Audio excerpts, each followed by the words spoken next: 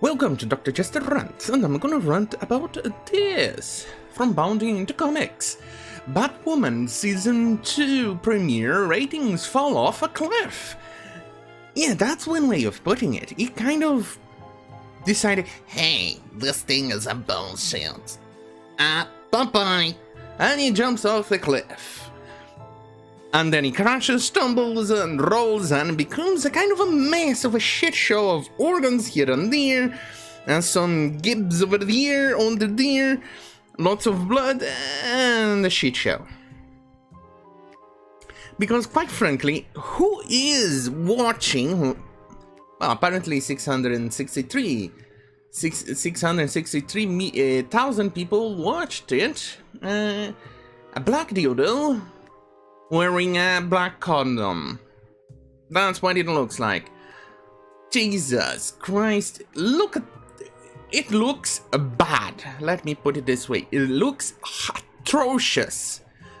But let's go and keep reading because it's apparently very bad.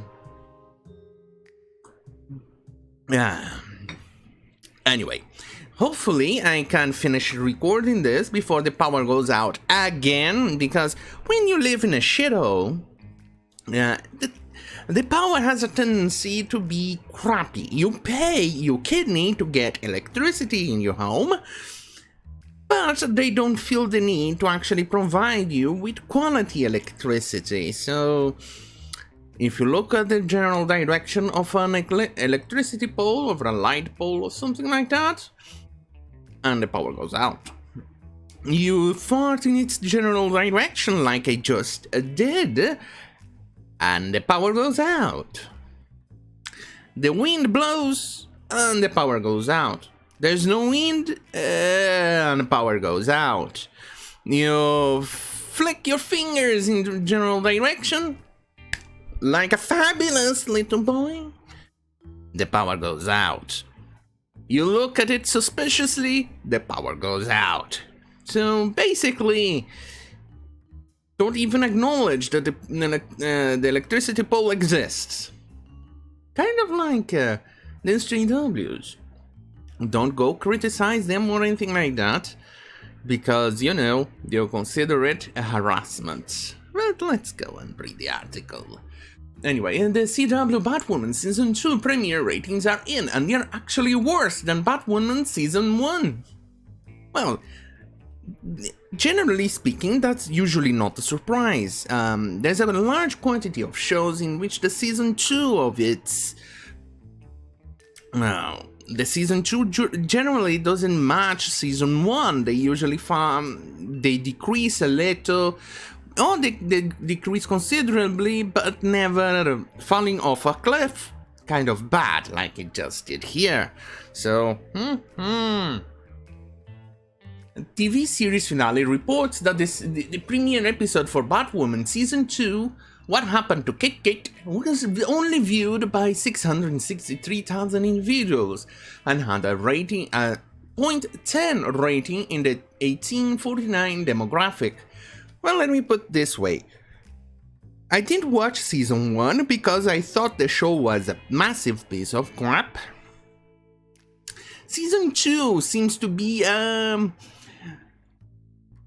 bigger Katie Couric level of crap. But let's go. If you compare Season 2 premiere to Season 1 premiere, viewership dropped nearly 65%. And Season 1 premiere had over 1.86 million people tune in. The ratings drop was even worse. It declined by over 78%, falling from 0.47 to 0.10 or 0.10. Look at this, it looks like a massive dildo. She looks like a dick, her body looks like a dick, wearing a black condom. Look at this. There's no form, shape, or anything. Well, they're making a show to appease a demographic who usually don't like these shows, so you get what you fucking deserve. Quite frankly, and I'll definitely say it again, you get what you fucking deserve, because if you are going to pander to 1% of the 1% of the 1% of the demographic, and then, 13% of the demographic in America, you're definitely not going to get much out of it. Anyway, the Season 2 premiere had even lower viewership than Season 1 finale. The Season 1 finale closed out with 739,000 people tuning in, and at 0.21 rating in the 1849 demographic. Seriously, start using a 0.21 rating. But anyway, that means the show lost over 10% over the viewership from the end of Season 1 to the beginning of Season 2. The ratings declined by over 52%. What a surprise! While Season 2 premiere was abysmal, it's still not the least viewed episode in the show's history. That award goes to Season 1, Episode 17, where only 634,000 tuned in.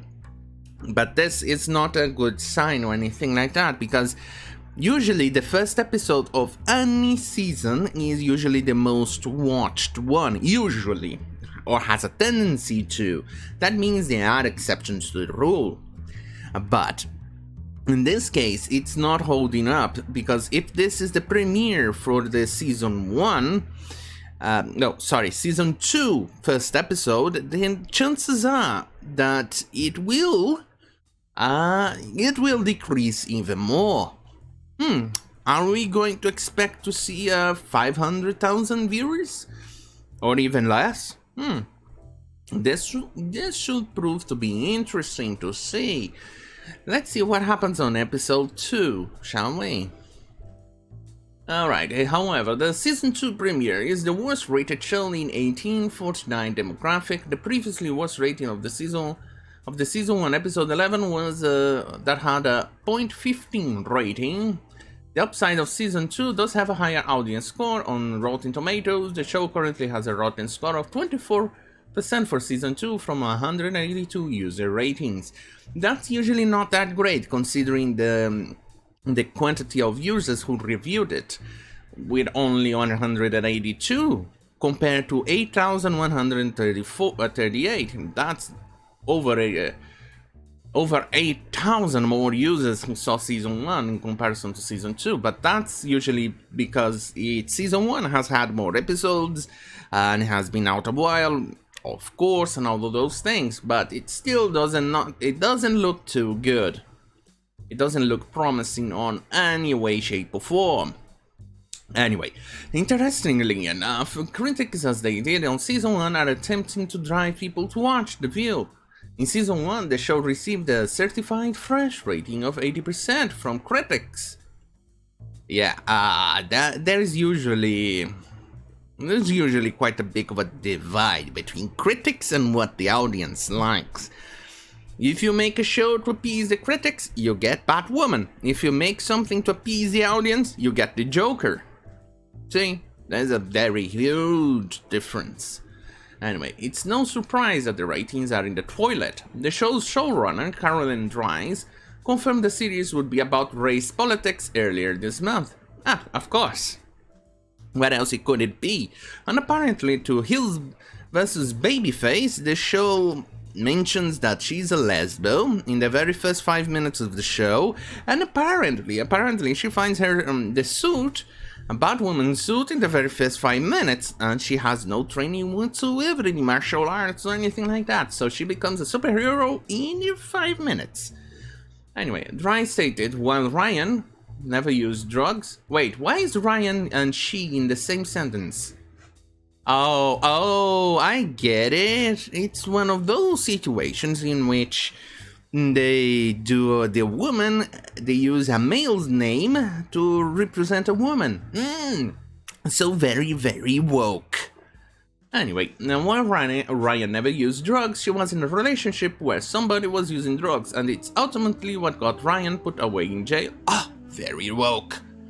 So in this idea that Ryan is this innocent woman, and she were white, per se she might not have had the same punishment. Oh my god! That's so very wokeism! So woke! This is top TV show, top shelf TV show, because it's woke as fuck! Jesus Christ. The idea for them to actually use this show, or the premise behind this show, that people will actually want to watch this amount of false propaganda is absurd. But anyway, punishment that she, as an innocent black woman, had to go through, that's a huge piece of her backstory, so that's something we're exploring this year, she added. Anyway, let's finish the article with this paragraph. YouTuber Gary Buckler would go on to confirm just how bad the episode was. He stated the episode was absolutely terrible. The acting was awful, the writing was atrocious, and the music felt like pencils being jammed into my ear, and it really doesn't get much woker or intersectional than this. Well, I beg to differ. It will get woker, and it will be more intersectionaler than this. Don't you dare these people, because there's always more woke than the absolute woke that you can get on TV. If you think this is woke, just wait until you watch the rest of the season, because it will get woker. Anyway, don't forget to like, share, and subscribe, and head to minds.com for exclusive content that I cannot cover on YouTube because it will trigger the censor-happy Karens inside YouTube. And you know how Karens are. You cannot defy them and survive. So, thank you for watching, and, the most important of all, good night.